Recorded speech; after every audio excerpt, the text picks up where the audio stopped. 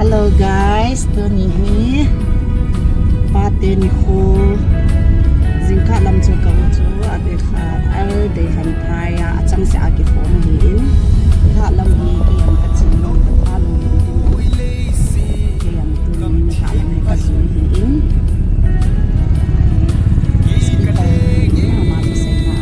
ama nang ka than ngam hon som na yam in ki hat hom ni ya ni ba chang ano ngam tu asi la ya hom ya chang na pa kan yaw la ya kan chen phone pi ho mi tam pi kum na la ya che kem mai ka chu ka than no che te yang no no ti ti dan ni za la chu ki mu zi ni ni ba yin ku lam wa ni ki mang cha khalo hi za cha mon ba ta na cha na ni ho ni an ti ka khu ha no na hi kan ni na ka chi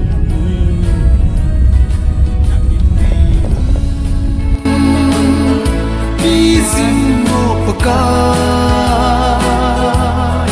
nei tu singin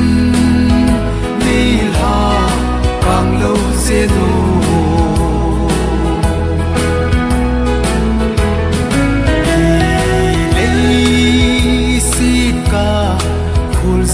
nagam katun sot in ding chu a hi po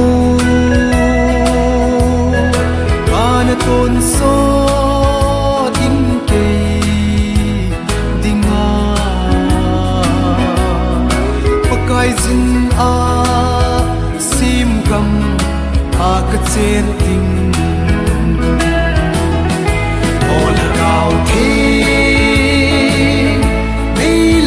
kai zin hi chi lei se ka khu zin sungin nang in nei bi zin mo paka nei tu singin nei la kang lo zeno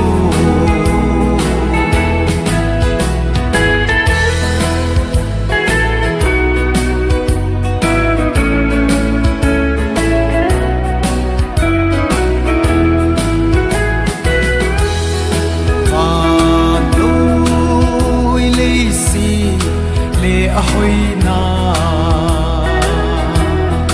ni khating hung mong te ding nga hi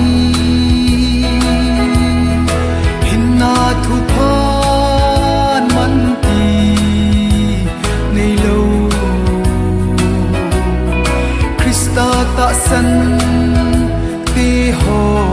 zong mong lo ding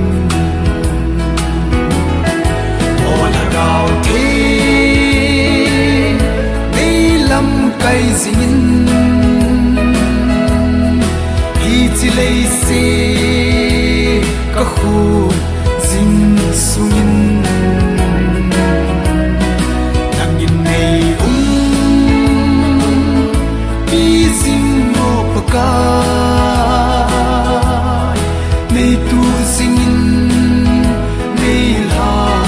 kang lo zeno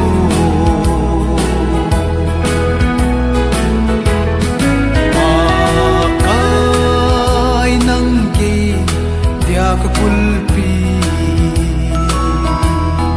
ka kisel na song pi zong na hi na khu in ni kai le zingin kalam pi nang in ni gon pe zingin hey